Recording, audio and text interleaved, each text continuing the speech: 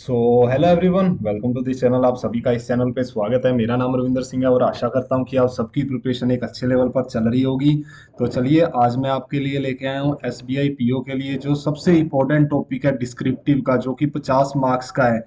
Last year भी मैंने आपको एक पीडीएफ प्रोवाइड की थी जिसमें से 2 लेटर और एक ऐसे आया था, और इस साल भी आई आई गारंटी यू गाइस कि अगर आपने ढंग से ये अराउंड 30 प्लस है, 15 लेटर है, 15 ऐसेज है, अगर ढंग से कर लिए तो आई कैन गारंटी यू कि आपके अच्छे नंबर आएंगे। और अगर आपको ये धीरे लगी हो तो आप 1.25x पे कर लेना।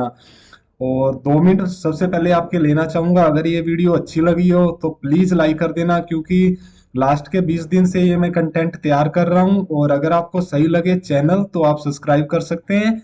एंड चलिए स्टार्ट करते हैं। आपका भी टाइम बहुत इंपॉर्टेंट है, अराउंड 15 दिन एसबीआई पीओ मेंस के लिए रह गए हैं। तो चलिए स्टार्ट करते हैं। पहला टॉपिक अपने पास क्या है? How to overcome food insecurity in the country. ठीक है। Over 820 million people experience food insecurity world wide. ठीक है। अराउंड 820 मिलियन जो पीपल है ना, वो एक्सपीरियंस कर रहे हैं फूड इनसिक्योरिटी पूरे विश्व में।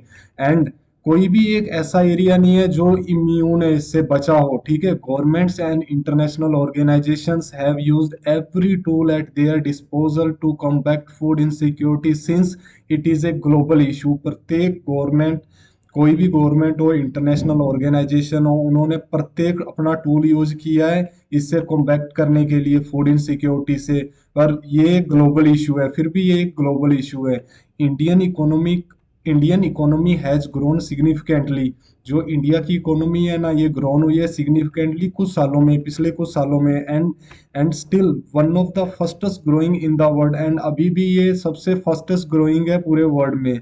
डिस्पाइट, पर बावजूद, डिस्पाइट का मतलब होता है बावजूद। इन स्पाइट ऑफ आता है, डिस्पाइट के साथ ऑफ नहीं आता। But significant advancement, there are still concern about poverty food insecurity in India. ठीक है। कुछ सिग्निफिकेंट एडवांसमेंट हुए हैं बट फिर भी कुछ कंसर्न है, किससे रिलेटेड? पॉवर्टी से लेकर फूड इनसिक्योरिटी से लेकर इंडिया में। Food is regarded as a basic amenity. Food को अपने कैसे एक्सेप्ट करते हैं? एक बेसिक एम्यूनिटी है, डेट इज नेसेसरी फॉर एक इंडिविजुअल के लिए, जो जरूरी है सस्टेन करने के लिए, डेवलपमेंट करने के लिए एंड ग्रोथ करने के लिए। फूड को अपने कैसे रिगार्ड करते हैं? एक बेसिक एम्यूनिटी है जो कि नेसेसरी है प्रत्येक के लिए, वो सस्टेन रहे, डेवलपमेंट उसका वो ग्रोथ करे। एक the global hunger index 2021 sorry, global hunger index आया था 2021 में, 116 नेशंस का था, जिसमें इंडिया की रैंक क्या थी? 101 नंबर की। ठीक है। Food and agriculture organisation which is situated कहाँ है? रोम, इटली में। इन्होंने, इस ऑर्गेनाइजेशन ने एस्टिमेट किया है कि 2021-22 में जो फूड प्राइस इंडेक्स है ना, ये 30% ज़्यादा चढ़ा है। देखो गाइज, ये मैंने आपको पैराग्राफ करवाया है। मुझे नहीं लगता कि इसमें मैंने कोई हैवी वोकैब का यूज किया है या इतनी टिपिकल ग्रामर का यूज किया है। मेरा भी, आप चैनल की वीडियोस को स्क्रॉल करोगे तो लास्ट ईयर मेरे भी 20 नंबर आईबीपीएस पीओ में आए थे। एसबीआई पीओ में नंबर शो नहीं करते ना, तो I have a good experience कि कैसे राइटिंग होती है। तो अगर आप ढंग से इसको रट भी लोगे ना, तो इनमें से एक टॉपिक पक्का ऐसे का आएगा एंड लेटर का आएगा। चलिए आगे बात करूं तो देर आर वेरियस चैलेंजेस। अभी भी बहुत सारे चैलेंजेस है to the food security in India में, इंक्लूडिंग जैसे क्या क्या चैलेंजेस है? सोइल डेटेरियोरेट हो रही है, इन्वेसिव वीड थ्रेट हो रहे हैं, लेक ऑफ इफिशिएंट मैनेजमेंट की कमी है, क्लाइमेट चेंज हो रहा है, फॉल्स इन प्रोक्योरमेंट में फॉल्स आ रहे हैं, लोग इकट्ठा कर रहे हैं और जब प्राइस बढ़ेंगे तो वो बेच देते हैं। ठीक है। डिस्टरप्शन इन द सप्लाई चेन, जो ग्लोबल डिस्टरबेंस हो रहा है, जैसे रशिया यूक्रेन का युद्ध हो रहा है। इंडिया में लोग, इंडिया देख सकता है forward to healthy green economy by examining several challenges from a shared perspective. कौन कौन से है? जैसे कि इनक्वालिटी हुआ, फूड डाइवर्सिटी हुआ, इंडिजीनियस राइट्स हुआ एंड इन्वायरमेंटल जस्टिस हुआ। कुछ ऐसे वे है जो अपन आगे डिस्कस करेंगे। क्यों? क्योंकि ये 300 वर्ड में अपने को लिखना है, तो अपने एकदम क्रिप्स में लिखना है। मैंने ज़्यादा नहीं, मैंने 350 वर्ड लिखे हैं ताकि आप 300 वर्ड रिटेन कर पाओ। सस्टेनेबल मेथड होने चाहिए फार्मिंग के। क्यों ये एक्सेप्ट करें? क्योंकि इम्प्रूव हो productivity. Sustainable methods of farming should be in best, accept करना चाहिए in order to improve the productivity. And the second अपने पास क्या आता है, यूज ऑफ आईटी का यूज हो एग्रीकल्चर में, ये हेल्प करेगी optimise the agriculture sector by reducing the cost and increasing the productivity. ठीक है, आईटी का एग्रीकल्चर में यूज हो ताकि हेल्प मिले कि कैसे जो कॉस्ट है वो रिड्यूस हो एंड प्रोडक्टिविटी इंक्रीज हो। The food and fertiliser subsidies transfer through DBT should be made smoother. जो भी food and fertiliser subsidies transfer होती है किसान के अकाउंट में, डायरेक्ट बेनिफिट ट्रांसफर जिसे बोलते हैं, वो स्मूथर होनी चाहिए। इंश्योर किया जाना चाहिए transparency in food stock holding में, एक एक ट्रांसपेरेंसी होनी चाहिए जो भी फूड स्टॉक होल्डिंग्स होती है। ठीक है, despite the public distribution system भी अपने पास एक एक्ट भी बना है, national food security act 2013, which the Indian government has been using to actively address food security at the household level. ठीक है, अपने पास एक एक्ट भी है, उस एक्ट का नाम क्या है, नेशनल फूड सिक्योरिटी एक्ट, जो ये इंश्योर करता है कि जो भी फूड सिक्योरिटी, जो भी हाउसेस को फूड जा रहा है वो एक प्रॉपर मैनर में जा तो रहा है ना, but there are still issue है। चाहे ये एक्ट है अपने पास नेशनल फूड सिक्योरिटी एक्ट 2013 चाहे अपने पास है, but there are still issues with food security in India due to country की जो ग्रोइंग पॉपुलेशन है, क्लाइमेट चेंज हो रहा है and disruption of the global supply chain caused by, क्या मैंने बोला था, रशिया एंड यूक्रेन वॉर। तो आई होप आपको ये पैराग्राफ समझ आया होगा, अच्छे से मैंने ये एलोबरेट आपको किया है एकदम। मैं भी यार खुद हिंदी मीडियम का स्टूडेंट हूँ, तो ऐसे नहीं कि मैं सीधा इंग्लिश में पढ़ने लग जाऊँ। Over to 820 million people experience food insecurity world wide and no area. Just मैंने आपको बताया कि 820 मिलियन जो पीपल है वो एक्सपीरियंस कर रहे हैं फूड सिक्योरिटी को। बहुत सारी गवर्नमेंट एंड इंटरनेशनल ऑर्गेनाइजेशन है जो प्रत्येक टूल अपना यूज कर रही है इससे लड़ने के लिए। ये ग्लोबल इशू भी बना हुआ है। इंडियन इकोनॉमी ने पिछले कुछ सालों में बहुत ग्रोथ की है एंड अभी भी ये सबसे फास्टेस्ट ग्रोइंग कंट्री है पूरे वर्ल्ड में। बट ये बहुत सारे एडवांसमेंट तो हुए हैं, बट कुछ और भी प्रॉब्लम है, जैसे पॉवर्टी हुआ, फूड इनसिक्योरिटी हुआ। ठीक है, फिर अपने बेसिक बताएंगे कि फूड को अपने कैसे रिगार्ड करते हैं। ये एक बेसिक एम्यूनिटी की तरह यूज होता है जो आदमी के डेवलपमेंट एंड ग्रोथ के लिए नेसेसरी है। फिर एक ग्लोबल हंगर इंडेक्स आया था 2021, इसमें 116 नेशंस थे, इंडिया की रैंक 101 थी। एंड एक फूड एंड एग्रीकल्चर ऑर्गेनाइजेशन है, इसने एस्टिमेट भी किया कि जो फूड प्राइस इंडेक्स है ये 30% बढ़ेंगे, मतलब 2021-22 में 30% बढ़े हैं। फिर ये अपन बता देंगे, तो आप पढ़ लेना यार, इतनी ना तो मैंने कोई टिपिकल ग्रामर यूज की है ना ही वो कैब यूज की है। तो आई होप आपको पहला ऐसे समझ आया होगा। तो अगर आपको कोई भी फूड से रिलेटेड कोई भी टॉपिक आता है तो you can easily right this topic around 300 words. ठीक है, तो चलिए अपने अब चलते हैं अगले ऐसे पे। अगला ऐसे अपने पास क्या आता है कि डिस्क्राइब करो role of social networking on creating awareness on government schemes. Social जो नेटवर्क नेटवर्क है ना, ये क्रिएट कैसी अवेयरनेस करता है जो भी गवर्नमेंट की स्कीम्स है। ठीक है, चलो स्टार्ट करते हैं। The modern era is the era of science and technology. ये जो मॉडर्न एरा है ना, ये साइंस एंड टेक्नोलॉजी का है। ठीक है, in 21st century government needs to be more open and transparent about its work.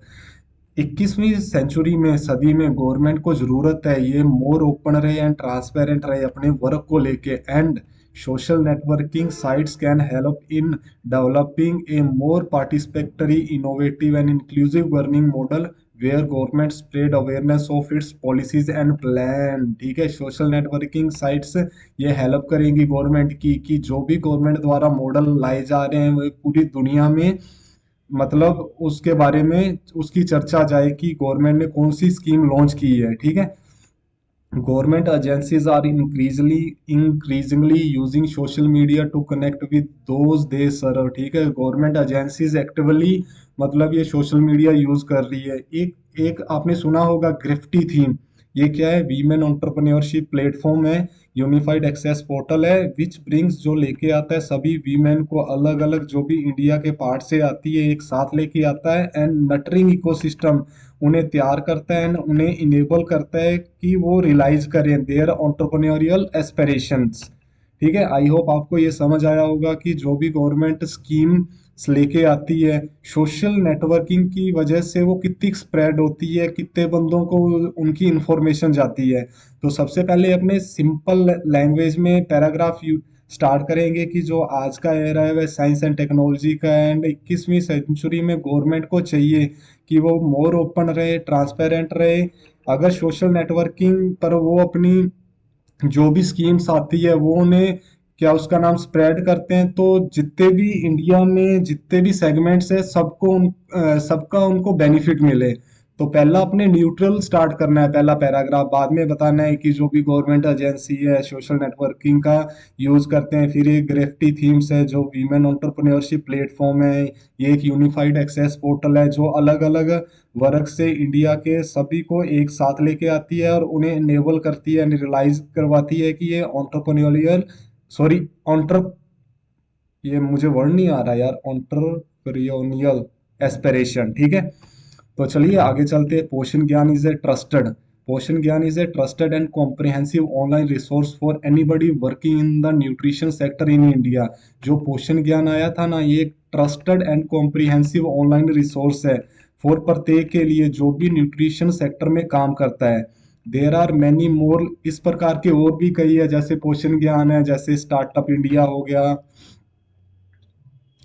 Digital empowerment हो गया, मेक इन इंडिया हो गया, फाइनेंशियल सिक्योरिटी फॉर ऑल हो गया, हाउसिंग फॉर ऑल हो गया, आधार हो गया, एटेस्ट्रा हो गया। To improve the ease of doing for the common man the government has launched Jan Samarth. सबकी ईज ऑफ लिविंग को इम्प्रूव करने के लिए गवर्नमेंट ने क्या लॉन्च किया? जन समर्थ। क्या है ये? एक पोर्टल है, एक कॉमन पोर्टल है for delivery of various schemes run by different ministries and department. देखो यार, ये आपके है ना इंटरव्यू में भी काम आ सकता है कि ये जनसमर्थ पोर्टल क्या है। ये कॉमन पोर्टल है जो डिलीवर करता है वेरियस स्कीम्स को, जो भी डिफरेंट मिनिस्ट्री द्वारा चलाई एंड डिपार्टमेंट द्वारा चलाई जाती है, ठीक है। Proactive digital engagement with citizens, ये प्रोड्यूस करती है एक very strong result with small resources से, ठीक है। Social networking sites help the government to reduce the corruption and ensure speedy administration of services and information, and also reduce the difficulties for businesses provide immediate information and enable digital communication by e-business। ठीक है, ये ज़्यादा बड़ा हो गया, अब तोड़ तोड़ के पढ़ना है भाई। मैं होता, सोशल नेटवर्किंग जो साइट है ना, ये हेल्प करती है गवर्नमेंट को कि करप्शन कम हो, एंड वो इंश्योर करे कि जो भी स्कीम गवर्नमेंट लॉन्च कर रही है उनका प्रॉपर वे में इम्प्लीमेंटेशन तो हो रहा है ना। एंड रिड्यूस करती है डिफिकल्टी फॉर जो भी बंदा बिजनेस करता है, एंड प्रोवाइड करती है इमीडिएट इंफॉर्मेशन कि अगर कोई भी बंदे को स्कीम इम्प्लीमेंट करने में या वो स्कीम का फायदा नहीं उठा पा रहा है, तो एक स्पीडी उनको सोल्यूशन प्रोवाइड करने के लिए ये गवर्नमेंट लॉन्च कर रही है, ठीक है। प्रदीप नायर, ये प्रदीप नायर कौन है? ये बहुत फेमस पर्सनैलिटी है भाई, गूगल पे करना। Vice president and managing director at the है वीएम वेयर इंडिया। इन्होंने बोला है कि अकॉर्डिंग टू एक डेलोटी स्टडी थी, आपने सुना होगा अगर आप करंट अफेयर पढ़ते हैं, तो 81% जो इंडियन रेस्पोडेंट है ना वो एग्री हुए हैं कि जो गवर्नमेंट सर्विसेज है ना, ये बहुत इजी हो गई है। क्यों? क्योंकि ये सोशल नेटवर्किंग की वजह से बहुत इजी हो गई है। एंड 78% का इंडिकेशन ये है कि क्वालिटी ऑफ सर्विसेज ये भी इम्प्रूव हुई है। कि 81% जो इंडियन रेस्पोडेंट है वो तो एग्री हुए कि जो गवर्नमेंट की सर्विसेज है ना थ्रू सोशल नेटवर्किंग, ये बहुत ईजी हुई है। एंड 78% ने इंडिकेट किया कि क्वालिटी ऑफ सर्विसेज ये इम्प्रूव हुई है। Social networking sites not only help government to spread awareness but also engage a two-way communication where they can get instant citizens feedback as well as support suggestions made by the common people for proper delivery of public services, ठीक है। Social networking site है ना, ये help तो करती करती है government को, बट ये अवेयरनेस भी प्रोवाइड करती है, और गवर्नमेंट को उनकी फीडबैक भी मिलती है कि हाँ, कि जो सिटीजन है, इंडिया का सिटीजन है, जो भी स्कीम का फायदा उठा रहा है वो क्या कहना चाह रहा है या उसको क्या प्रॉब्लम आ रही है। सोशल नेटवर्क ये रिप्रेजेंट करता है एक यूनिक अपॉर्चुनिटी फॉर गवर्नमेंट के लिए, गवर्नमेंट एंटिटीज के लिए, टू क्रिएट एक engage citizenry and the achieve the objective of governance. तो सोशल नेटवर्किंग के बारे में ये अच्छा मैंने टॉपिक बनाया बनाया था। आई होप आपको भी ये समझ आया होगा। तो मुझे 20 सेकंड दीजिए, मैं थोड़ा सा पानी पी लूँ, थोड़ा सा मेरे गले में प्रॉब्लम है। 10 सेकंड।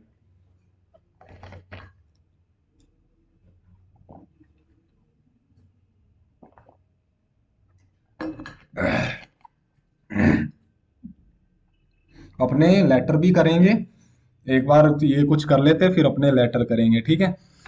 अब अपने पास आता है positive and negative impacts of waiving loan given to farmers की। पॉजिटिव एंड नेगेटिव इम्पैक्ट्स अपने को बताओ कि जो भी अपने फार्मर्स का लोन वेव करते हैं ना, उसके पॉजिटिव एंड नेगेटिव इम्पैक्ट बताओ, ठीक है। स्टार्टिंग अपने करेंगे, इनडेटनेस is a key reason for the many farmer suicide in the country, ठीक है। जो किसान लोन से दब जाते हैं तो जो सुसाइड करते हैं, मोस्टली उनके पीछे किसानों का रीजन क्या होता है कि उन्होंने कर्जा ज्यादा लिया होता है जिसकी वजह से वो सुसाइड कर लेते हैं, ठीक है। Loan waiver provide some relief to farmer in some situation. जो लोन वेवियर है ना, ये प्रोवाइड करता है कुछ रिलीफ फार्मर्स को कुछ सिचुएशंस में, ठीक है। The agriculture sector has been facing many issue.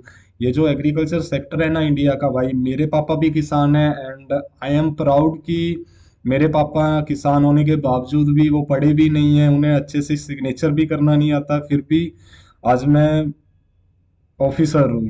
तो प्राउड ऑफ यू, ठीक है। The agriculture sector has been facing many issues. Fragmented land holding होगी, वाटर का जो लेवल है नीचे जा रहा है, डेट सॉइल खराब हो रही है, राइजिंग इनपुट कॉस्ट बहुत बढ़ रही है, लो प्रोडक्टिविटी, प्रोडक्शन कम हो रहा है। Farmers are often force to borrow to manage expenses and farmer को यार ये रहता है कि हाँ, मैं अगर लोन ले लूंगा तो मेरी खेती बच जाएगी और बाद में मैं चुका दूंगा, ठीक है। Also many small farmers not eligible for bank credit borrow at बहुत ज़्यादा इंटरेस्ट रेट से फ्रॉम प्राइवेट सेक्टर से। अब कुछ ऐसा होता है कि भाई जो छोटे किसान होते हैं ना, वो एबल ही नहीं होते, वो केसीसी की गाइडलाइन में भी नहीं आते कि उनको लोन मिले, तो वो एक फोर्स हो जाते हैं कि हम चलो प्राइवेट सोर्स से लोन ले लेते हैं। तो अगर कोई प्राइवेट बंदा आपको लोन देगा, अब देखो प्राइवेट बैंक ही आप देख लो, एक गवर्नमेंट बैंक हो गया और एक प्राइवेट बैंक हो गया। अब एक्सिस बैंक, आईसीआईसी बैंक में रेट ऑफ इंटरेस्ट देखो आप कितना है, तो उनको लेना पड़ता है क्योंकि यार जो किसान होता है ना, वो धरती से जुड़ा होता है, वो फसल को कभी भी वेस्ट नहीं जाने देता, चाहे उसको जितना मर्जी लोन लेना पड़े।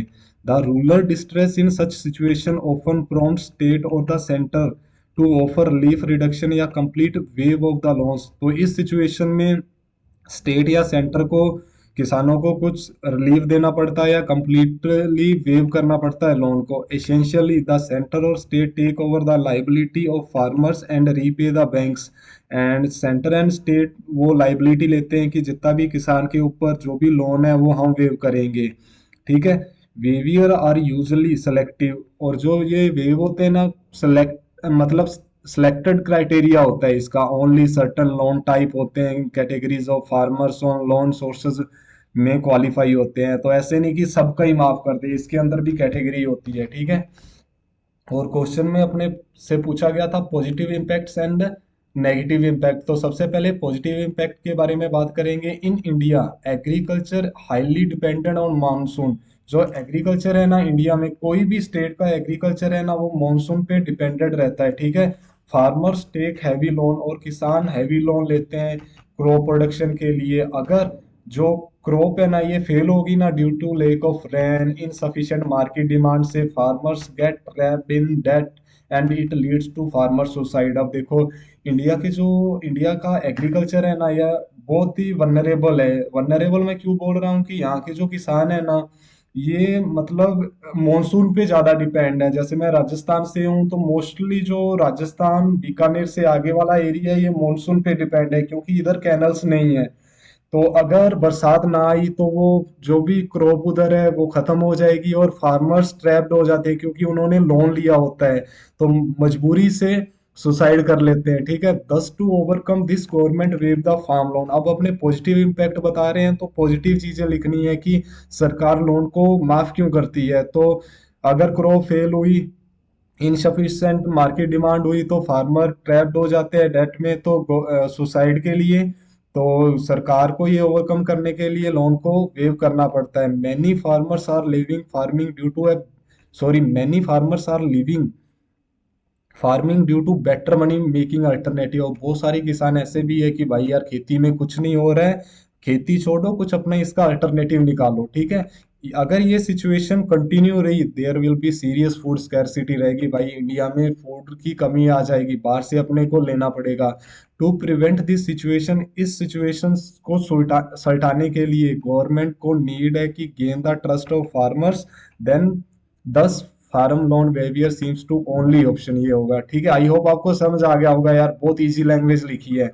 Many farmers borrow money from money lenders at high interest rates and get trapped in a never ending cycle of debt. ठीक है, बहुत सारे किसान हैं वो मनी बोरो करते हैं मनी लेंडर्स से बहुत ज्यादा इंटरेस्ट रेट से, एंड बाद में अगर उनकी फसल सक्सेस ना हुई तो वो ट्रैप्ड हो जाते हैं डेट के साइकिल में।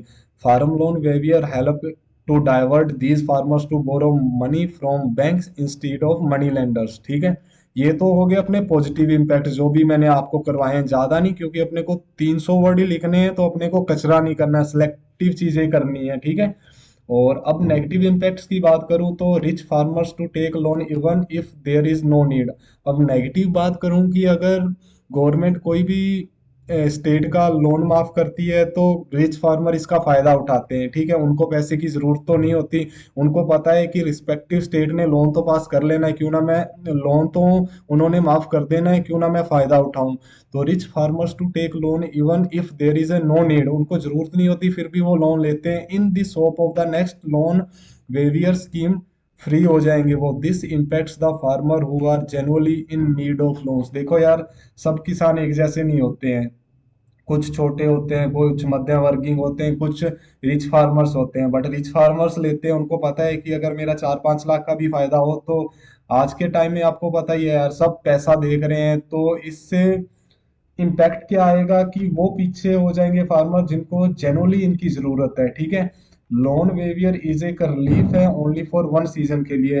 अब ऐसे तो है नहीं कि सरकार हर साल ही आपका लोन मतलब फ्री करेगी, ऐसा नहीं होगा, क्योंकि सरकार को भी किसी से लेना पड़ेगा ना। ऐसे तो है नहीं कि सरकार के पास मतलब रखा हुआ है उठा के दे दिए है। ठीक है, with the farmers going back to distress in the next season if the monsoon fail, और अगर विद दिस फार्मर, एक तो चलो एक सीजन के लिए तो सरकार ने माफ कर दिया है, और अगर अगले साल भी अगर क्रॉप आपकी फेल हुई फिर आप क्या करोगे। ठीक है, loan waiver not only increase the physical deficit and interest burden of the state but also limit its ability to undertake productive capital expenditure in the agriculture sector.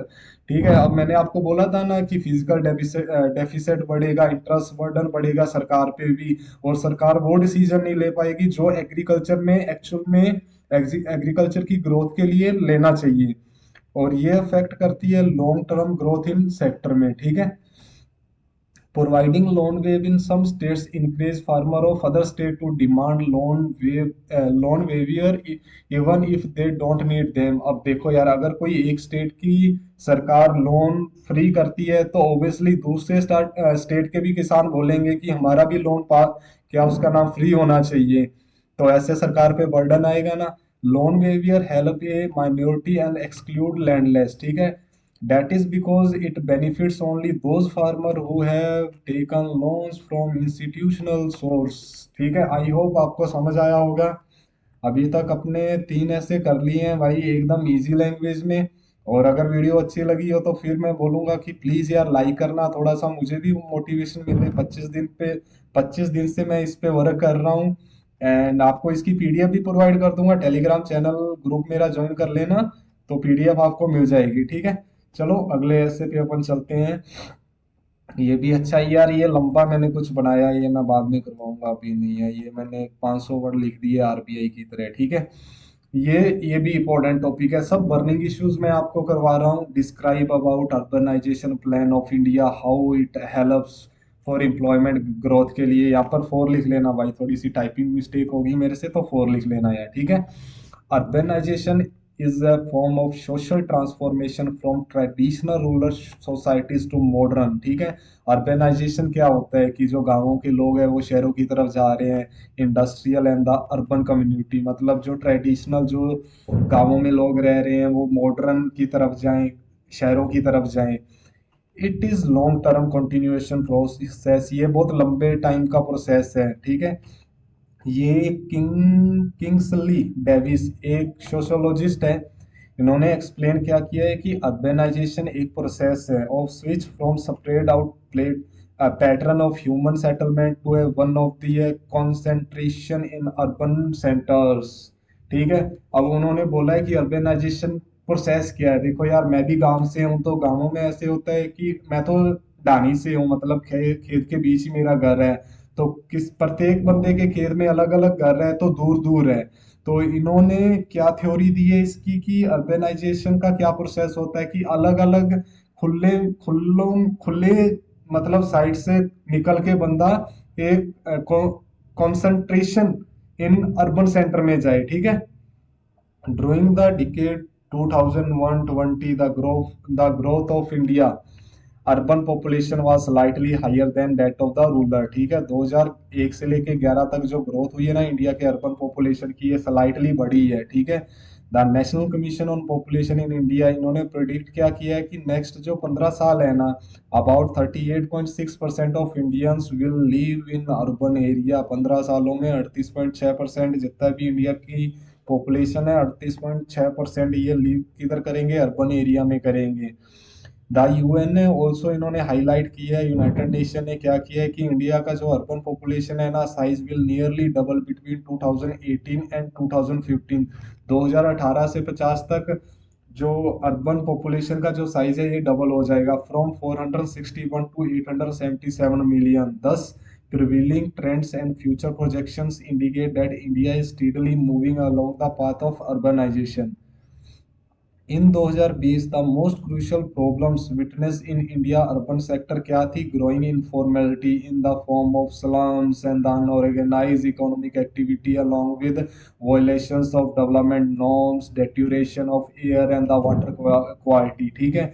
समझ आ गया होगा कि जो 2020 में मोस्ट क्रूशियल प्रॉब्लम्स क्या क्या थी कि स्लम्स में लोग रह रहे हैं, अनऑर्गेनाइज इकोनॉमिक एक्टिविटी में, along with the violation of development norms, deteriorating of air and the water quality हो रही है, डेप्लीशन ऑफ नेचुरल रिसोर्सेज हो रहे हैं।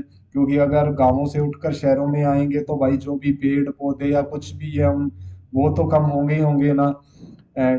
Traffic and the transportation inadequacies, ठीक है, mismanagement of the solid and liquid waste and erratic electricity supply खराब हो रही है, वाटर लॉगिंग हो रहा है, लॉस ऑफ हेरिटेज हो रही है, कल्चरल हो रहा है, lack of rural urban integration है, ग्रोइंग इंटॉलरेंस है एंड वायलेंस एंड क्राइम बढ़ती जा रही है, ठीक है। Out The outbreak of the COVID-19 pandemic has only magnified these challenges. COVID-19 pandemic ने ये बढ़ा दिए हैं, ठीक है। The prevailing conditions call for applying एक new set of urban reform होना चाहिए, स्ट्रेटजी होनी चाहिए जो हेल्प करे एंड बिल्ड रेजिलियंस, ठीक है। The ongoing national and state level initiative including Atal mission for rejuvenation and urban transformation, housing for all, smart cities, Swachh Bharat and the rurban mission offer एक opportunity देते हैं to better manage India's urban transition, ठीक है। ये सारी schemes the government at the national state and the local levels must make greater efforts, उनको efforts बड़े level पर एफर्ट्स करने चाहिए इंश्योर करने के लिए the benefits of urbanisation reach all section of society, ठीक है। गवर्नमेंट को national state and local level पर ऐसे एफर्ट करने चाहिए जो ये इंश्योर अपने को करे कि जो अर्बेनाइजेशन का बेनिफिट है ना ये सब तक पहुंचे, प्रत्येक सेक्शन की सोसाइटी तक पहुंचे। As the world continue to urbanise sustainable development depends increasingly on successful management और अर्बन ग्रोथ, ठीक है। वर्ल्ड तो कंटिन्यू हो रहा है कि भाई सब अर्बन शहरों में जा रहे हैं, ये सस्टेनेबल जो डेवलपमेंट है ना ये किस पे डिपेंड करता है? मैनेजमेंट पर, अर्बन ग्रोथ की, ठीक है। Urban living in linked with higher levels of literacy and education, better health, longer life expectancy, greater access to social services and enhance opportunity for cultural and political participation में, ठीक है। तो easy language में क्या लिखा है कि जो काम थे अपने, हाँ, अर्बन लिविंग है ना जो ये लिंक्ड है, हायर लेवल लिटरेसी भी वहाँ होगी, एजुकेशन भी होगा, better health, longer life expectancy भी होगी, ग्रेटर एक्सेस भी होगी प्रत्येक चीज की। तो इसको ढंग से सस्टेन करना किस पे डिपेंड करता है? ये गवर्नमेंट पे डिपेंड करता है। इंटीग्रेटेड पॉलिसी होनी चाहिए to improve the life of both urban and rural developers are needed, ठीक है।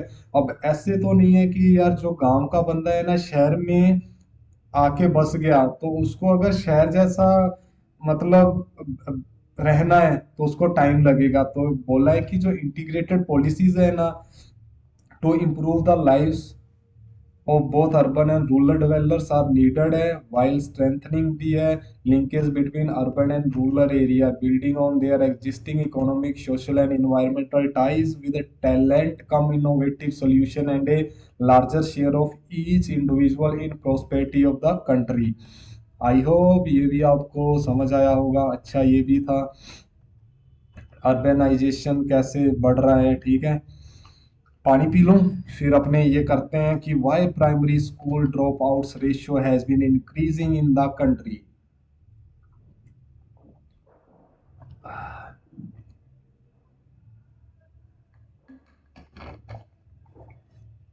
आई होप गाइज आपको समझ आ रहा होगा, एंड इट इज रिक्वेस्ट अगर अच्छा लगा हो तो आप लाइक कर सकते हैं एंड चैनल को सब्सक्राइब कर सकते हैं। तो चलिए स्टार्ट करते हैं कि primary school drop outs ratio क्यों बढ़ रहा है अपनी कंट्री में। Education is the basic requirement for human development के लिए। देखो यार, एजुकेशन है ना, ये बेसिक रिक्वायरमेंट है ह्यूमन डेवलपमेंट के लिए।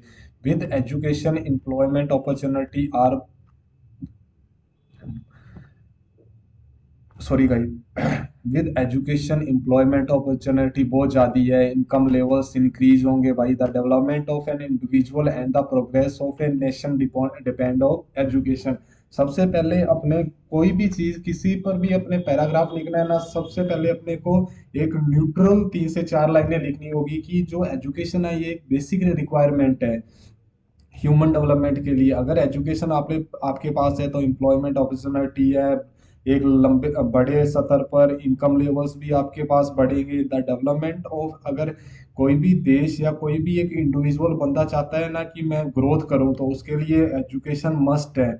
Based on the data from the national family health survey, third edition हुआ था, इट वाज फाउंड, ये पाया गया कि only 75% of the children in the age group 6 to 16 years were attending school. 100 में से 75 स्टूडेंट ही है जो 6 से 16 साल के बीच है वो स्कूल को अटेंड कर रहे हैं। एंड 14% ऑफ द जो चिल्ड्रन है ना ये इन्होंने कभी अटेंड ही नहीं किया school.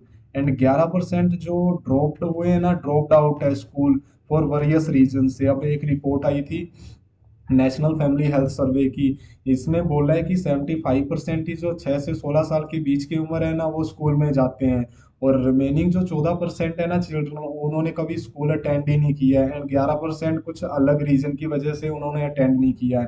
The drop outs among the children belonging to illiterate parents were 4 times higher than that of the literate parents. ठीक है, ये तो यार कॉमन सेंस है कि जो लिटरेट एंड अनलिटरेट के बीच में अब किसी की इधर कमियां नहीं गिना रहा हूँ, बहुत फर्क होता है भाई। एक विजन आपको मिल जाता है अगर आप एजुकेशन आपके पास है। जरूरी नहीं है कि आपको बेसिक एजुकेशन होनी चाहिए। अगर मेरे पास, अगर मैंने ये डिस्क्रिप्टिव के 35 बनाए हैं तो सबसे पहले मैंने 2 दिन से इनको मैं पढ़ रहा हूँ ताकि मैं अच्छे से एक्सप्लेन कर पाऊँ। तो एजुकेशन का होना बहुत जरूरी है। वही रिपोर्ट में बोला है कि जो इनलिटरेट पेरेंट्स है ना उन्होंने ड्रॉप आउट 4 टाइम ज्यादा करवाया है जो लिटरेट पेरेंट्स है, ठीक है।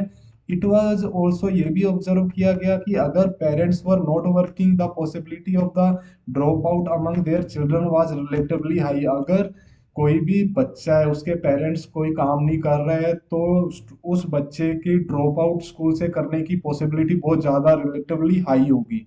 आई होप आपको ये पैराग्राफ समझ आया होगा गाइस। आगे चलते, एक रिसेंट सर्वे भी हुआ है, किसके द्वारा हुआ है, नेशनल स्टैटिकल ऑफिस के द्वारा हुआ है।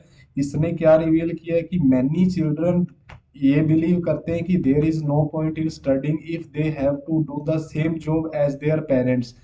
एक सर्वे हुआ था नेशनल स्टैटिकल ऑफिस का, इन्होंने ये रिवील किया कि बहुत सारे स्टूडेंट ये सोचते हैं कि ऐसा कोई पॉइंट ही नहीं है स्टडी का। अगर दे हैव टू डू, अगर सेम जॉब जो उनके पेरेंट्स कर रहे हैं वो अगर खुद करे तो स्टडी की कोई रेलेवेंस नहीं है।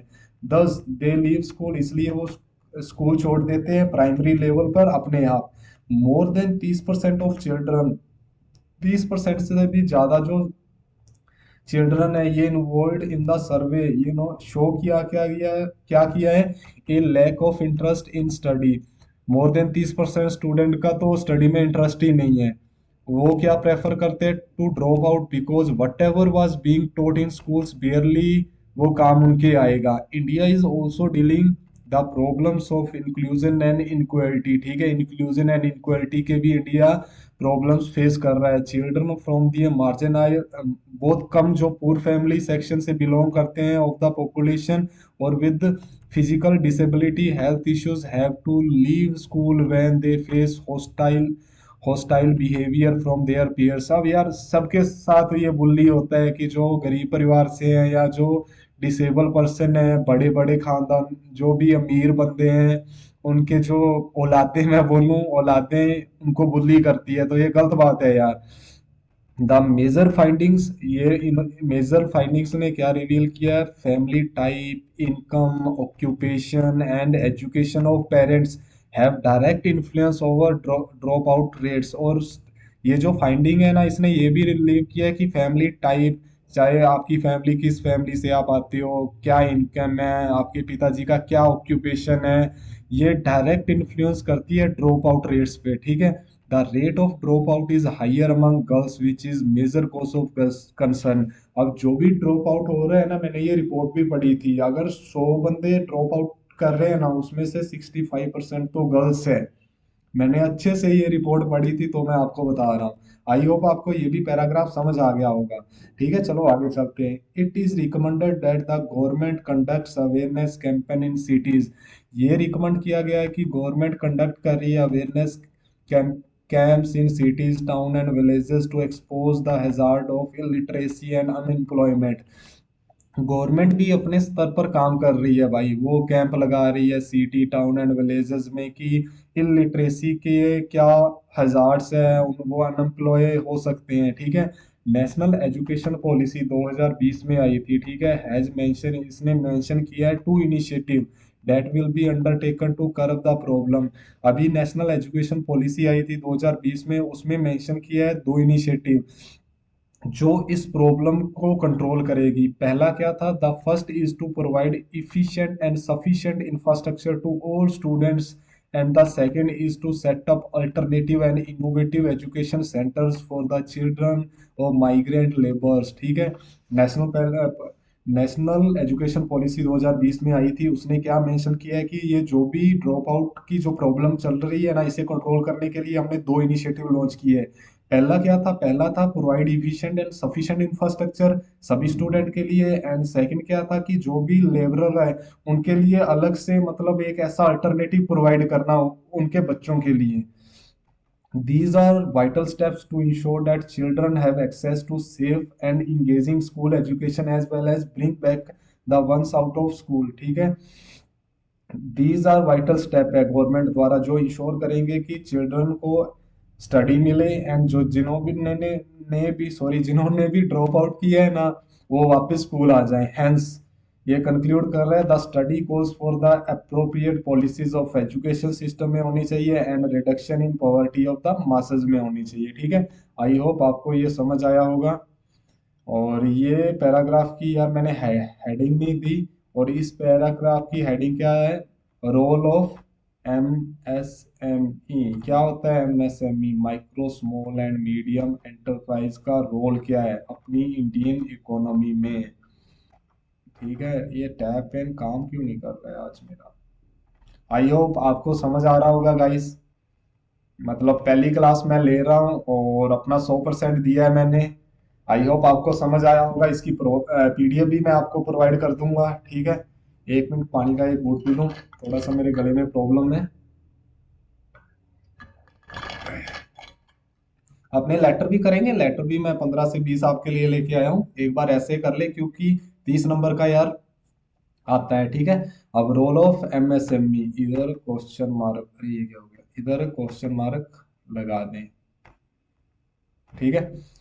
The micro, small and medium enterprise sector is a major contributor to the socio-economic development of the country। जो एमएसएमई है ना, ये वाटर रोल प्ले करता है सोशो इकोनॉमी के डेवलपमेंट के लिए कंट्री में।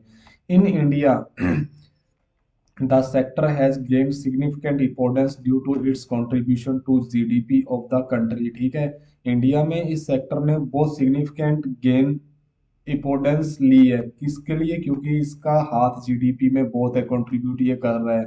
The sector has also contributed बहुत ज़्यादा लेवल पर with respect to the entrepreneurship development specially in the semi urban and rural area of India के लिए। ठीक है, एमएसएमई का रोल क्या है, सबसे पहले अपने को बेसिक लाइन लिखनी पड़ेगी। ठीक है, it is contributing significantly to its growth with a vast network of around 30 million unit. ठीक है, क्रिएटिंग ये कितना 70 मिलियन जॉब ये क्रिएट कर रहा है, मैन्युफैक्चरिंग ओवर 6000 प्रोडक्ट्स ये बना रहा है एमएसएमई के अंडर, कंट्रीब्यूट कर रहा है अबाउट 45% ऑफ जो भी मैन्युफैक्चरिंग आउटपुट हो रहा है, एंड अबाउट 40% एक्सपोर्ट में एमएसएमई का हाथ है, बोथ डायरेक्टली एंड इनडायरेक्टली। ये अपने को बताया हुआ है कि रोल क्या है सिंपल लैंग्वेज में, कि ये कंट्रीब्यूट कर रहा है सिग्निफिकेंट लेवल पर ग्रोथ में। वास्ट नेटवर्क है, 30 मिलियन यूनिट्स है इसमें, 70 मिलियन जॉब्स इसने क्रिएट की है। मैन्युफैक्चरर जो यूनिट्स है 600 प्रोडक्ट्स इसके अंडर बनाए जाते हैं, कंट्रीब्यूट कर रहा है 45% जो मैन्युफैक्चरिंग आउटपुट होता है,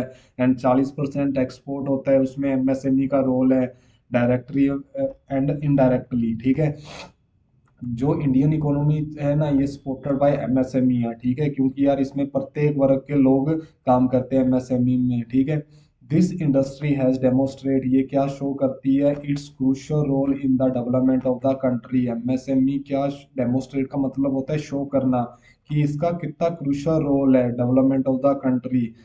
ये जो बेनिफिट है ना exports and the enormous employment opportunity for the unskilled recent graduates and the underemployed. ठीक है, एमएसएमई के कितने बेनिफिट है देखो, एक्सपोर्ट में इनोरमस एम्प्लॉयमेंट ये जनरेट कर रहा है, स्किल व अनस्किल्ड व अनस्किल्ड यूथ के लिए, जो जिनको अभी एम्प्लॉयमेंट नहीं मिला है उनमें भी इनको एम्प्लॉय करने के लिए ये हेल्प कर रही है एमएसएमई। इन जुलाई 2021 में इंडियन गवर्नमेंट ने क्या अनाउंस किया, inclusion of retail and wholesale trades as MSME to strengthen the sector and boost economic growth. The following list of MSME initiative highlight किए गए हैं। सबसे पहले क्या था एमएसएमई का जो इनिशिएटिव है, prime minister employment generation programme. आपने पढ़ा भी होगा क्या है prime minister employment generation programme. तो क्या है देखते हैं भाई, ये जो प्रोग्राम है इसका ऑब्जेक्टिव क्या है, to provide sustainable job opportunity rural and the urban area में by offering financial support for establishment of self employment companies के लिए। ठीक है, to create long term stable work options for young people in rural area who are unemployed and aspiring traditional artisans thereby preventing occupational migration. ठीक है, MSME देखो यार, prime minister generation employment एक scheme आई थी जिसमें ये jobs देते हैं जो रूरल एरिया के, जो ये सोचते हैं कि मैंने भाई माइग्रेट तो नहीं होना है, इधर गांव में बैठ के ही कुछ करना है। तो ये जो प्रोग्राम है prime minister employment generation programme, ये प्रोवाइड करता है घर बैठे सारी स्कीम्स आपको। ठीक है, दूसरी स्कीम क्या थी, credit guarantee scheme for micro and small enterprises के लिए। ठीक है, to encourage first generation business owner to pursue self employment prospect by providing credit guarantee देता है, सपोर्ट लोन देता है माइक्रो स्मॉल इंटरप्राइजेस को। डेट आर कोलेटरल फ्री होता है, कोलेटरल फ्री क्या होता है कि कोई सिक्योरिटी नहीं रखते। ठीक है, and particularly in the absence of the collateral. ठीक है, ये जो क्रेडिट गारंटी स्कीम है ना बेसिकली ये क्रेडिट लोन देती है। ठीक है, जो भी नीडी बंदे होते हैं, और मेन इसका फायदा ये क्या है कि कोई भी कोलेटरल नहीं रखते। ठीक है, ये दो स्कीम है। Third scheme micro and small enterprise cluster development programme, ये ऐड करेगी हेल्प करेगी जो माइक्रो स्मॉल इंटरप्राइज होती है ना in remaining viable and the expanding by tackling concern जैसे bettering technology skill and the market access हुआ अमंग अदर्स, टू बिल्ड और upgrade infrastructure in MSE current और न्यू इंडस्ट्रियल एरिया हो गए, cluster हो गए, promoting environmentally friendly and the sustainable industrial practice होगी for the cluster के लिए। ठीक है, बेसिकली मैं आपको बता दूं यार, जो micro and the small enterprise cluster development programme है ना, ये उनको हेल्प प्रोवाइड करते हैं जिन्होंने बिजनेस तो डाला हुआ है बट उनकी ग्रोथ नहीं हो रही है। तो उनकी टेक्नोलॉजी को बेटर करने के लिए, अगर उनमें स्किल की कमी है तो उनको स्किल देने के लिए एक ऐसा मार्केट एक्सेस प्रोवाइड करना कि उसमें वो बंदा मार्केट में पूरा छा जाए। ठीक है, MSME growth in India has been quite phenomenal है। To ensure the long way of the industry the government is taking great effort to address the relevance of the MSME. ठीक है, आई होप ये role of MSME भी आपको समझ आया होगा। एकदम इजी लैंग्वेज में आपको बताया है मैंने कि एमएसएमई का रोल क्या है। तो चलिए अगले ऐसे पे चलते हैं। अगला ऐसे क्या है अपने पास।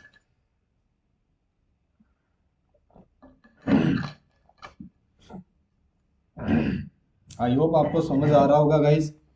इस पीपीटी में देखते हैं, मैंने 15 बनाए थे ना, कितने हैं? दो, अच्छा दो ही रह गए। बाद में अपने वो करेंगे लेक्चर, और उसमें भी ऐसे ऐसे नहीं है कि इतने ही करवाए हैं। भाई अच्छा कंटेंट बनाया है, यू विल अप्रिशिएट। अब देखो अब आया है, एक ऐसे लिखो about various pollution and causes mention some impacts over it. ठीक है, जो पोल्यूशन है अलग अलग प्रकार के, उसके बारे में एलोबरेट करो। ठीक है, तो चलिए स्टार्ट करते हैं। Pollution is the introduction of harmful material into environment. Basic line लिखनी है कि पोल्यूशन एक काई का इंट्रोडक्शन है हार्मफुल मटेरियल्स है जो इन्वायरमेंट में है। ये जो हार्मफुल मटेरियल्स है ना, इसे क्या बोलते हैं? पोल्यूटेंट्स बोलते हैं। पोल्यूटेंट्स कैन बी नेचुरल हो सकते हैं, सच एज द वोलेकेनिक ऐश होती है, जो they can also be created by human activity, से वो भी क्रिएट किए जाते हैं, such as trans or the runoff produced by the factories. Pollutants damage the quality of air water and land. ठीक है, अब पोल्यूशन किसी भी प्रकार का हो सकता है यार। पोल्यूशन एक ग्लोबल प्रॉब्लम है, although urban areas are usually more polluted than the countryside. ठीक है, अर्बन एरिया मोर यार जो पोल्यूटेड होते हैं, जैसे आप दिल्ली एनसीआर देख सकते हो कितनी पोल्यूटेड है, और वही अगर कोई भी आप गांव देखोगे तो वो कम पोल्यूटेड है। तो भाई मैं तो यही प्रेफर करता हूँ, चाहे मैं जॉब लग गया हूँ, बट रिटायरमेंट के बाद मैं तो गांव में रहूंगा। वही मेरे मम्मी पापा भी बोलते हैं कि तूने अगर अर्बन एरिया में रहना है घर लेके तो रह सकता है, बट हम तो गांव में रहेंगे, क्योंकि यार गांव अच्छी चीज है। मतलब सुबह सुबह अगर कोई भी गांव से है, तो अगर आप 5 बजे उठ के आप घूमने जाते हो, तो एक फ्रेश एयर जो आप अंदर मतलब इनहेल करते हो, तो वो अलग ही यार मजा है। ठीक है, pollution is a global problem है, although urban areas more are usually more polluted than the countryside. Pollution can spread to remote places where no people live। ठीक है, air and water currents carry pollution. Air है या water की जो भी ये currents है, ये पोल्यूशन कैरी करते हैं। Ocean currents and the migrating fish carry marine pollutants far and the wide। ठीक है, winds can pick up radioactive material accidentally released from a nuclear reactor and they scatter it around the world। Smoke from a factory in one country drifts into another country. अब ये बता रहा है कि भाई air में भी pollution है, वाटर करंट्स में भी है, ओशियन में भी है, जो फिश है वो भी पोल्यूशन लेके आ रही है, विंड में भी रेडियो एक्टिव मटेरियल आ रहे हैं। ठीक है, जो भी न्यूक्लियर रिएक्टर जो छोड़ रहे हैं, ठीक है, पूरे वर्ल्ड में वो मतलब डेसिमिनेट हो रही है। स्मोक भी आ रहा है जो भी फैक्ट्री से निकल रहा है, एक कंट्री से दूसरी कंट्री में आ रहा है। ठीक है, एयर पोल्यूशन इज विजिबल है। एयर पोल्यूशन विजिबल, मैंने गलत तो नहीं लिखा? चल पढ़ते हैं, नहीं तो देखते हैं। A person can see dark smoke pour from the exhaust pipes of large trucks और फैक्ट्री। सही बोला है भाई, एयर पोल्यूशन विजिबल है। एक person see dark smoke pour from the exhausted pipes of the large truck और factories. Polluted air can be a dangerous हो सकती है even if the pollutants are invisible. अपने को बाहर हवा में कुछ दिखता नहीं है, बट जो बाहर की एयर है ना, बहुत हार्मफुल होती है। It can make peoples eye burn, उनकी आई जलने लग जाती है। Make them have difficult breathing on, होती है, सांस लेने में प्रॉब्लम होती है। It can also increase the risk of lung cancer. और ये जो एयर है ना पोल्यूटेड, ये इंक्रीज करती है रिस्क क्या? लंग कैंसर का। ठीक है, most air pollution is not natural. Natural कोई भी चीज नहीं होती है, ये ह्यूमन मेड जो भी एक्टिविटी होती है ना, उसका ही सब रिजल्ट है। It comes from the burning fossil fuel, coal, oil, and natural gas. When gasoline is burned to power cars and the trucks, it produces carbon monoxide, a colorless, odorless gas है। ठीक है, odorless sorry gas है। The gas is harmful in high concentrations or the amounts। city traffic produce highly concentrated carbon monoxide. यार आप अगर pollution पे कोई भी चीज आती है ना, आई कैन गारंटी यू कि मुझे कोई भी दे दो ना पोल्यूशन पे, तो मैं 1,000 वर्ड लिख दूं कि यार पोल्यूशन आज आज किसकी वजह से नहीं हो रहा है। व्हीकल की वजह से हो रहा है, फैक्ट्री की वजह से हो रहा है, कितने मतलब रीजन है। जो भी किसान जो भी चावल उगाते हैं उसका जो रेसिड्यू बचता है उसको जला के भी पोल्यूशन हो रहा है, ठीक है। Polluted water is unsafe for drinking and swimming, ठीक है। जो पोल्यूटेड वाटर है ना ये अनसेफ है पीने के लिए एंड स्विमिंग करने के लिए। Some people who drink polluted water or expose to hazardous chemical that may make them sick years later, ठीक है। जो भी पोल्यूटेड वाटर पीते हैं कुछ टाइम बाद वो काफी सीरियस उनके हेल्थ पे इफेक्ट पड़ते हैं, ठीक है। Others consume bacteria and the other tiny aquatic organisms that cause disease, ठीक है। वो जो पोल्यूटेड वाटर होता है ना उसमें बैक्टीरियास होते हैं जो बंदे की हेल्थ पर एक गलत प्रभाव छोड़ते हैं। एक यूनाइटेड नेशन ने एस्टिमेट दिया है कि 4,000 चिल्ड्रन डेथ हुई है उनकी, प्रत्येक डे मर रहे हैं from drinking dirty water. United nation ने एस्टिमेट किया है कि जो 4,000 चिल्ड्रन प्रत्येक दिन मर रहे हैं गंदा पानी पीने की वजह से। There are some natural sources of water pollution. Oil and natural gas, for example, can leak into oceans and lakes from natural underground sources. There are some natural sources है जो वाटर को पोल्यूट कर रहे हैं, जैसे oil and natural gas की जो pipe है वो लीक कर दिया ओशियंस में, लेक्स में, जिसकी वजह से जो वाटर है ना ये पोल्यूट हो रहा है, ठीक है। ह्यूमन एक्टिविटी ऑल्सो कंट्रीब्यूट कर रही है वाटर पोल्यूशन के लिए, ठीक है। chemicals and the oil from the factories are sometimes dumped or seep into waterway, ठीक है। जो केमिकल्स होते हैं या ऑयल्स होते हैं फैक्ट्रीज के वो वाटर में अपने वैसे ही बहा देते हैं। many of same pollutants that fall the water also harm the land को भी। वो जरूरी थोड़ी ना है कि जो बंदा पानी पीता है वो जो पानी है वो लैंड को भी लगेगा तो लैंड पे भी इफेक्ट पड़ेंगे ना। तो mining sometimes leave the soil contaminated with the dangerous chemical, pesticides and the fertilizers from agriculture field are blown by the wind, ठीक है। जो भी अपने पेस्टिसाइड्स यूज कर रहे हैं फर्टिलाइजर यूज कर रहे हैं लैंड में एग्रीकल्चर फील्ड में, जो भी वो जब वो अपने पेस्टिसाइड्स यूज करते हैं तो वो इन्वायरमेंट में भी वो जाएगी ना। तो एक साइड इफेक्ट होगा ना इन्वायरमेंट में भी। They can harm plants animal and the same time people को भी हार्म करते हैं। Some fruits and vegetables absorb the pesticides that help them grow. When people consume the fruits and the vegetables, the pesticides enter their bodies. Some pesticides can cause cancer and the other diseases. ये तो बहुत negative है यार ना, but लिखना पड़ा क्योंकि ये हार्श रियलिटी है। Reducing pollution requires environmental political and economic leadership होनी चाहिए। अब ऐसे नहीं है कि अगर देखो यार अगर किसी भी चीज को अपने को कम करना है तो एक इंटीग्रेटेड अप्रोच होनी चाहिए। Environmental political and economic leadership होनी चाहिए। Developed and developing countries must work together toward the common goal of the protecting the environment for future use, ठीक है।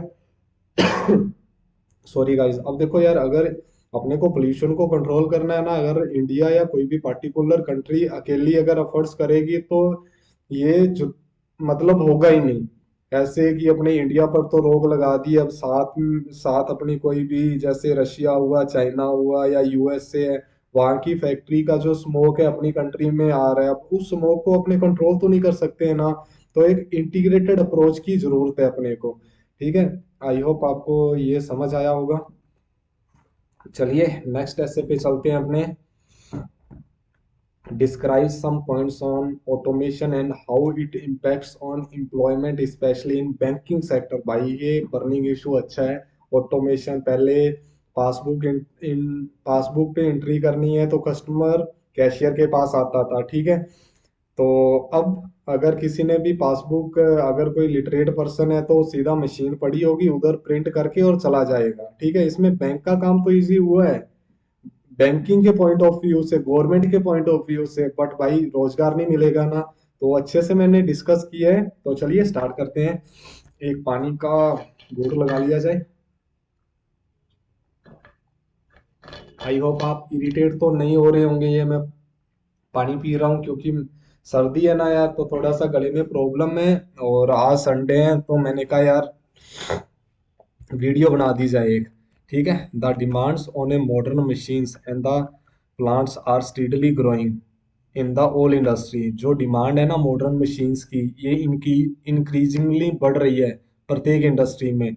With automation system one can cover all requirements while benefiting from maximum efficiency, flexibility and cost effectiveness। ये जो automation system की help से सारी requirements एक बंदा full कर सकता है। Maximum efficiency, flexibility and cost effectiveness होती है। ठीक है।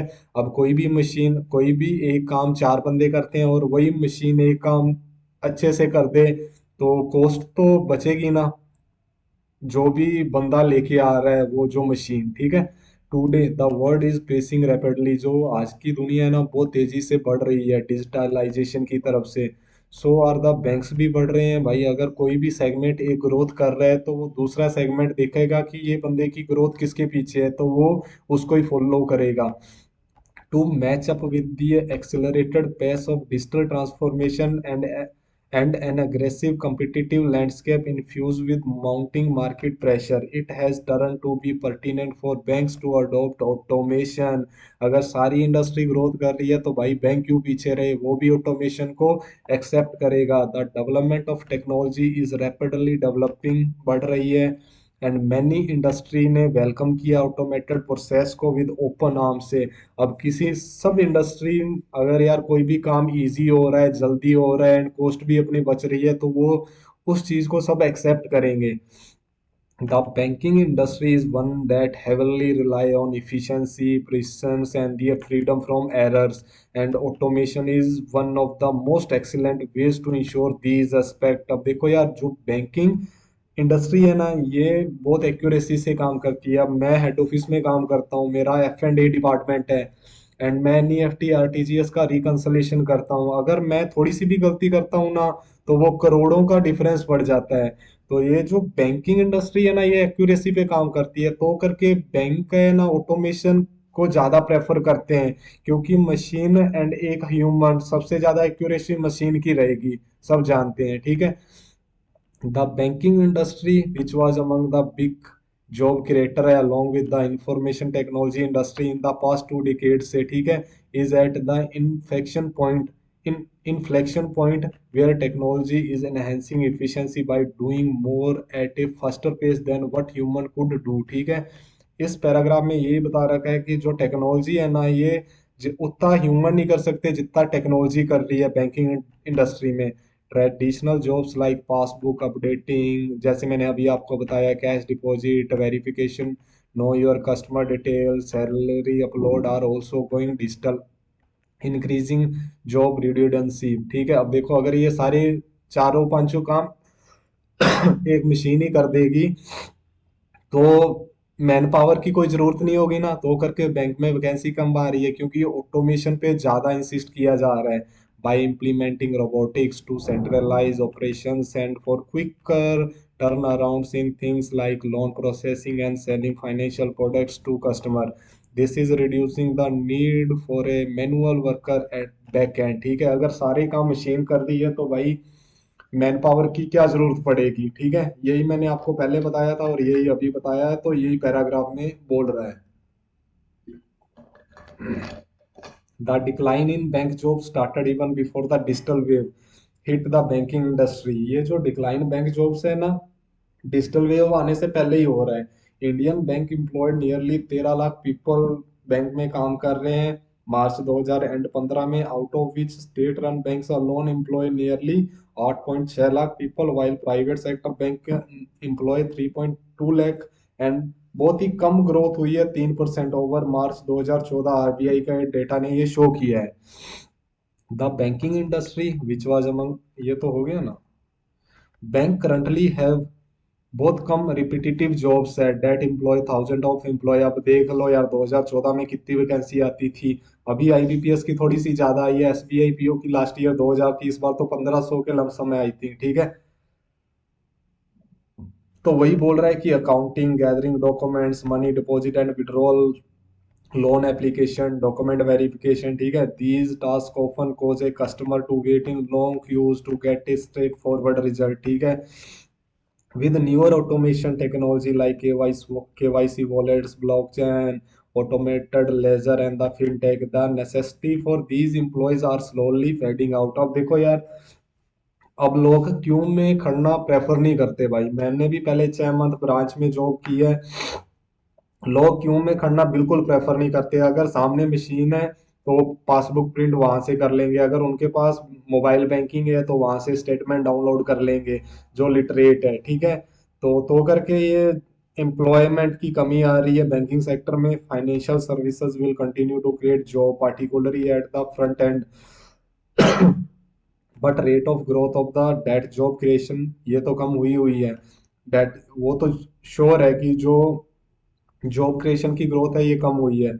The impact of the current and the future technology would disturb the job market in less than a decade time and we must be ready to adopt whatever comes in our way, ठीक है। अपने को एकदम active होना चाहिए कि भाई जो भी आएगा अपने को उसके रूम में अडेप्ट होना है, ठीक है। एंड जो भी तैयारी कर रहा है भाई 1-2 सालों में जॉब ले लो, क्योंकि कंपटीशन भी बढ़ रहा है और ये देखो ऑटोमेशन भी आ रही है, तो जॉब जो वैकेंसी है ये तो कम होगी होगी, ठीक है। ये अपनी पहली पीपीटी कंप्लीट हो गई है, शायद तक ये 8-10 मैंने आपको करवा दिए हैं और अब 15-20 हो रहे हैं। और वीडियो अच्छी लगी हो, बार बार बोल रहा हूँ, तो प्लीज लाइक कर देना, चैनल को सब्सक्राइब कर देना। चलिए अगली मैं पीपीटी खोलता हूँ, उसमें अपने लेटर करेंगे, फिर अपने ऐसे करेंगे।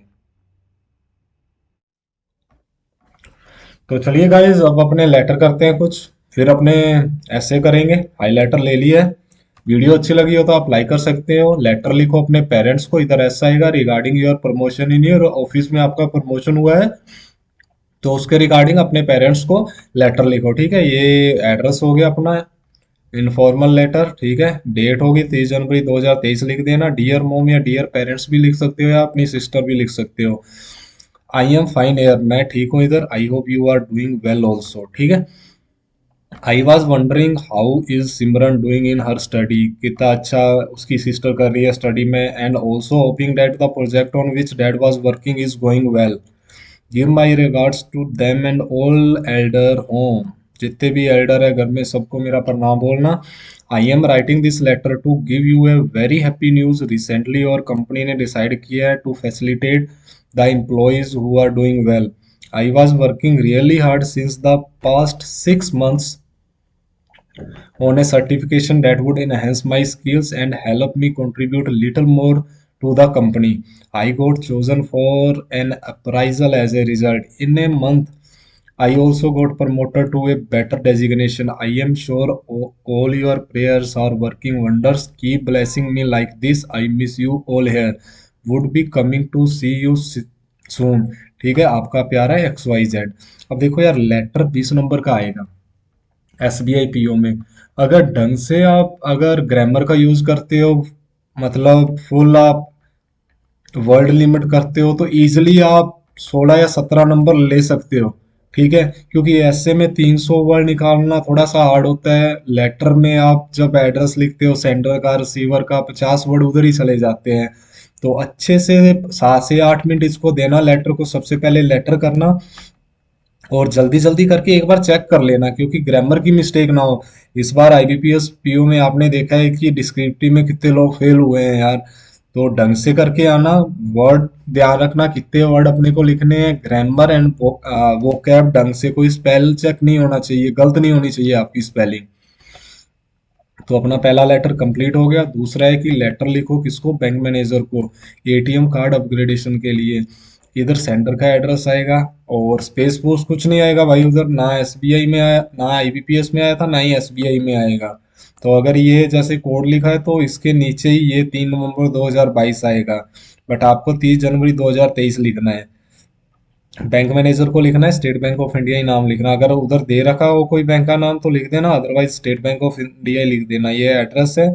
सब्जेक्ट किसके लिए, request to update my ATM card. Respected sir, आगे अगर मैम भी लिखना है तो आप मैम लिख सकते हो, अदरवाइज रिस्पेक्टेड सर सही है। I am a valuable customer of your bank, मैं आपके बैंक का वैल्यूबल कस्टमर हूँ। I am account holder of your bank for the last 15 years. मेरा अकाउंट आपके बैंक में 15 साल से है, एंड आई एम राइटिंग ये जो लेटर लिख रहा हूँ आपको नोटिस देने के लिए कि मैं फेस कर रहा हूँ बहुत सारे issues with my ATM card because it does not let me withdraw money from the ATM, क्योंकि ये मुझे ATM से मनी निकालने नहीं दे रहा है। एंड ऑलवेज क्या शो करता है, ATM has been timed out, ATM का टाइम हो गया है टाइम्ड आउट हो गया है ट्रांजेक्शन का, sorry. It is some technical glitch as I have tried going to multiple ATMs for checking whether the card has problem or the ATM machine. ठीक है, मैंने ट्राई भी किया कि कहीं ATM मशीन में तो प्रॉब्लम नहीं है, तो प्रत्येक जो ATM मशीन यही शो करता है, तो इट मीन्स ATM कार्ड में ही थोड़ी सी प्रॉब्लम है। With this letter, I am attaching my account details and balance status. I request you to look into the matter and take swift action in this regard. Your जो आप जो भी जल्दी जो भी एक्शन लोगे वो अप्रिशिएटेबल होंगे। ठीक है, thanks for your services, your sincerely. इधर अगर ये देखो ये गलत लिखा है, इधर तो लिखा हुआ है XYZ और इधर नाम लिखा हुआ है योगेश कुमार, तो जो इधर नाम होगा ना गाइज वही आपका नीचे होगा, तो इधर XYZ है तो इधर भी XYZ आएगा।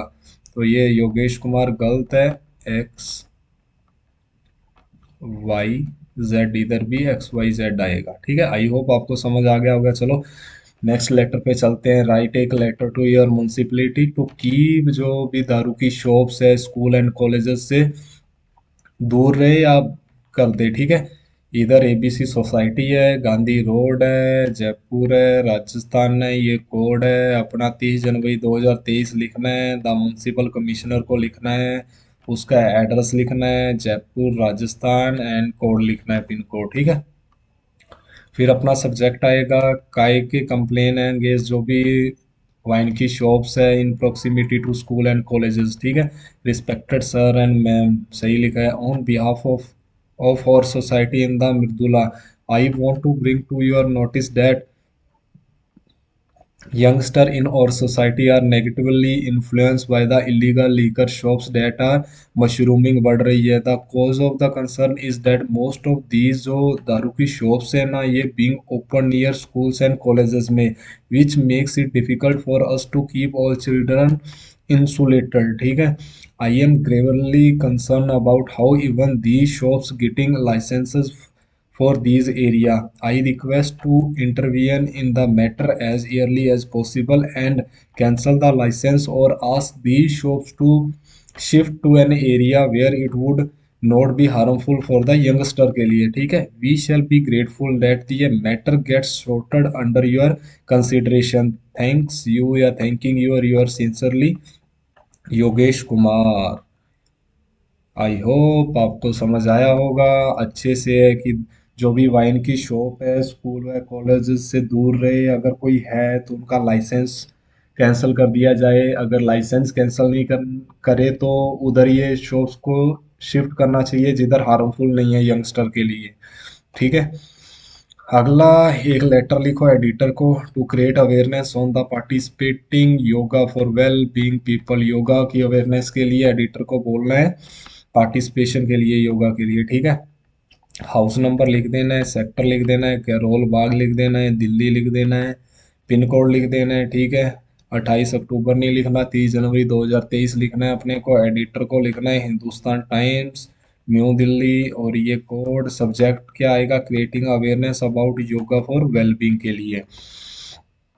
Respected sir, I am a resident of Karol Bagh. ठीक है, and a regular reader of your newspaper. देखो कितनी अच्छी ग्रीटिंग दी है, I am a resident of Karol Bagh and एक regular reader of your newspaper. I am writing this letter to you as I want to bring awareness for yoga and its benefits which can play a crucial role in maintaining the well-being of people through the column of your esteemed newspaper. I would love to write about it and share the same through your medium so that more and the more readers of your newspaper can benefit from the same. I will be so grateful रहूँगा if you give me some space for the same in newspaper. Looking forward to getting a positive reply from you. Thanks for making time to read this letter. देखो यार guys कितना easy language में ये लिखा हुआ है कि मैं करोल बाग का रेजिडेंट हूँ, एंड मैं ये लिखा हुआ है कि मैं करोल बाग का रेजिडेंट हूँ, एंड मैं आपका न्यूज़पेपर रेगुलर बेसिस पर पढ़ रहा हूँ, एंड मैं आपको ये लेटर इसलिए लिख रहा हूँ कि ये अवेयरनेस होनी चाहिए कि योगा के क्या बेनिफिट्स है, वो उनकी लाइफ में क्या रोल प्ले करता है, ठीक है। और ये मैं सब जो अवेयरनेस क्रिएट करना चाहता हूँ, ये आपके column of your stem newspaper करना चाहता हूँ, ठीक है। तो यार ये इजी लैंग्वेज है, इसमें समझाने वाली तो कोई बात नहीं है, ऐसे में मैंने कैसे समझाया क्योंकि वो समझने वाली बात है।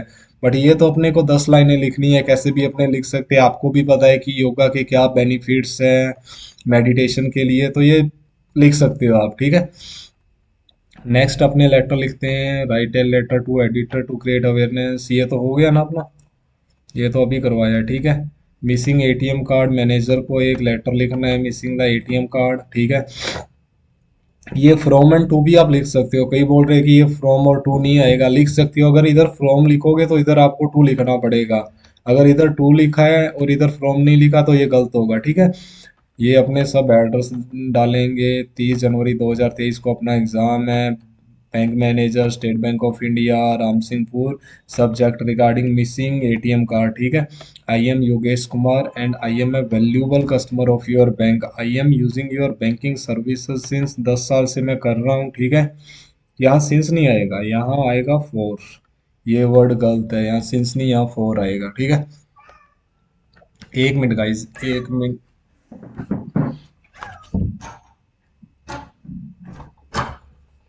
Sorry guys.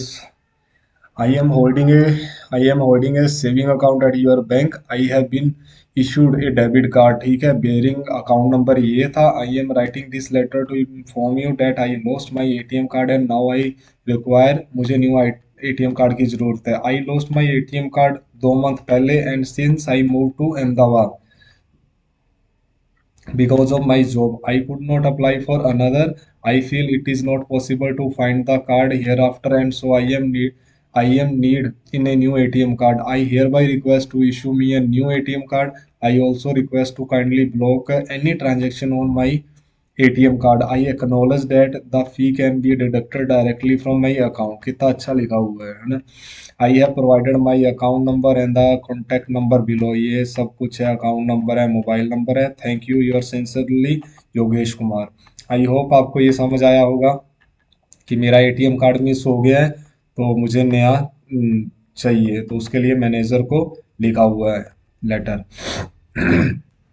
ठीक है। नेक्स्ट लेटर है बैंक मैनेजर को अप्लाइंग फॉर ए लोन। एक मिनट गाइस, मैं पानी पी लूँ।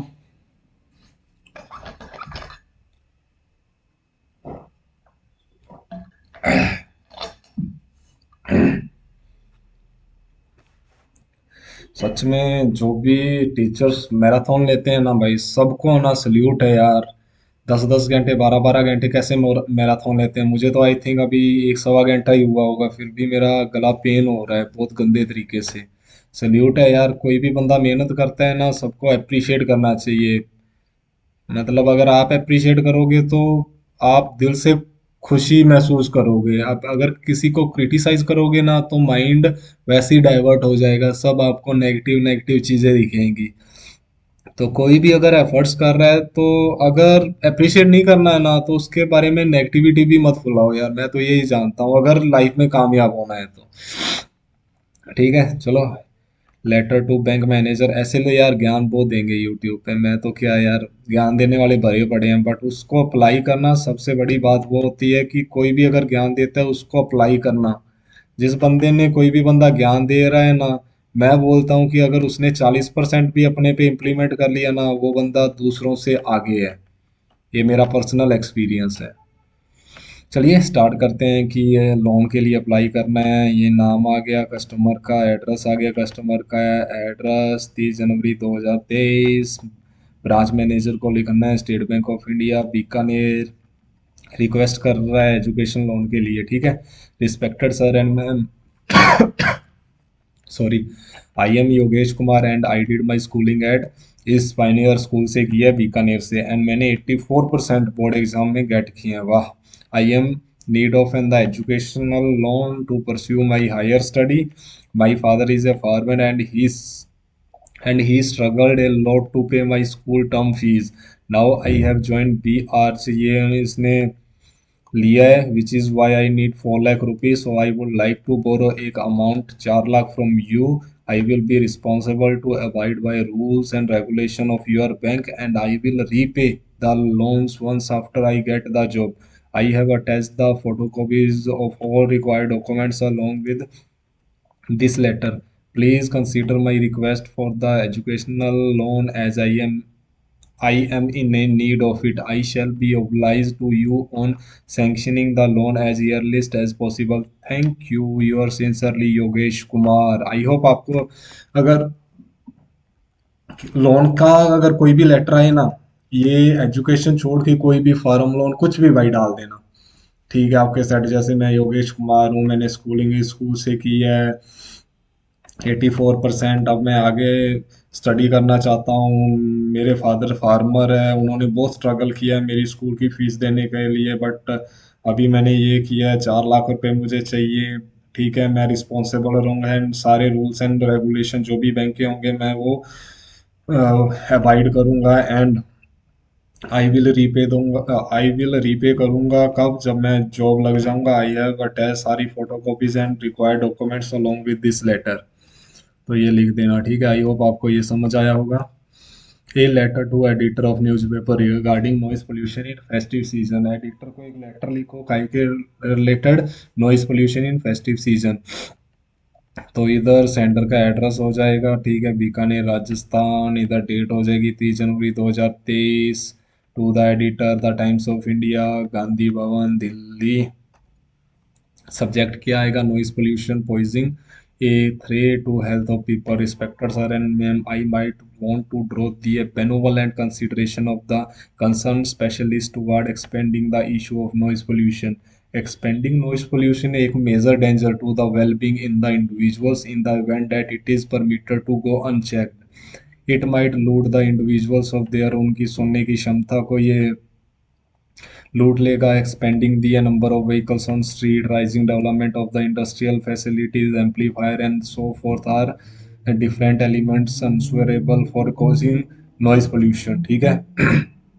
The time the specialist should be carefully uphold the noise control law. The noise creating plants situated in the neighborhoods should be moved to far away places immediately. Yeah, the utilization of amplifier should be halted after explicit time. I trust that you will voice my interest through your regarded paper, and afterward the concerned specialist will make vital step against noise liable for noise pollution to soothe the individuals from its destructive impacts. Your truly Yogesh Kumar. Editor को एक letter लिखना था, उसमें ये बोलना था कि जो फेस्टिवल सीजन में नॉइस पोल्यूशन हो रहा है ना, इसके कितने खतरे हैं। व्हीकल से हो रहा है, फैक्ट्री से हो रहा है, ठीक है, और जो भी फैक्ट्रीज शहर के अंदर लगी है उनमें शहर से दूर इस्टेब्लिश करना चाहिए। एंड जो भी स्पीकर्स चल रहे हैं एक स्पेसिफिक टाइम के बाद उन पे रोक लगा देनी चाहिए, ठीक है। ये लेटर था, आराम से पढ़ लेना, हो जाएगा, ठीक है। इस पे इतना इंसिस्ट मैं क्यों नहीं कर रहा हूँ, क्योंकि ये सबको आता है यार, लेटर को लोग ज्यादा प्रेफर करते हैं, तो करके इतना मैं समझा नहीं रहा हूँ, ठीक है। नॉइस पोल्यूशन हो गया ना। Letter to district administration to conduct classes in rural area for digital payment में, ठीक है। ये सेंटर का एड्रेस हो गया, ठीक है। 30 जनवरी 2023, the officer district administration Nagaur. Subject क्या था, conducting classes in rural villages for digital payment के लिए, ठीक है। कंडक्ट करो क्लासेस रूरल विलेजेस में, ठीक है, फॉर डिजिटल पेमेंट्स के लिए। Respected sir, I am Yogesh Kumar, resident to Nokha का ये लेटर लिख रहा हूँ to express my concern to conduct classes in my area including rural villages for digital payment to create awareness about digital payments among people and make them aware about the advantage of digital payments to convert India into a less cash society, ठीक है। योगेश कुमार ये letter लेकर आया, जो नोखा का resident है, वो इस लेटर में बोल रहा है कि डिजिटल क्लासेस कंडक्ट करवाई जाए मेरे विलेज में, ठीक है, ताकि जो डिजिटल पेमेंट के बारे में लोगों को अवेयरनेस आ जाए कि डिजिटल पेमेंट्स है क्या है, और कैशलेस सोसाइटी को बढ़ावा मिले।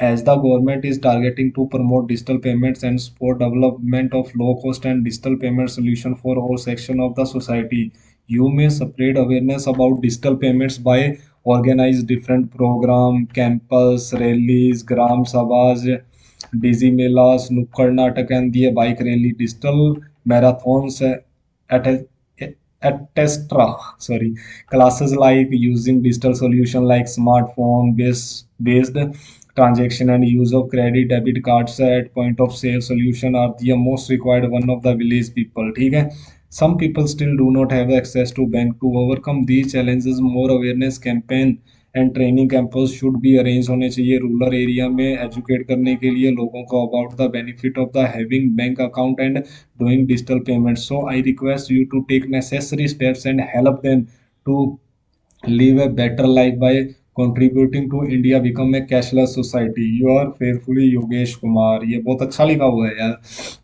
कि ये कोई गांव का रेजिडेंट है, उसने ये बोला है कि डिजिटल पेमेंट को बढ़ावा देने के लिए उसके गांव में सभाएं होने चाहिए, मोटर रैली होनी चाहिए, कैंपस होने चाहिए, ग्राम सभा, डीजी मेला, नुक्कड़ नाटक होने चाहिए. ठीक है, जो गांव वालों में अवेयरनेस आए कि डिजिटल पेमेंट कैसे की जाती है. ठीक है, पॉइंट ऑफ सेल मशीन से इस्टेब्लिश की जाए, एक बंदा होना चाहिए जो उनको गाइड करे.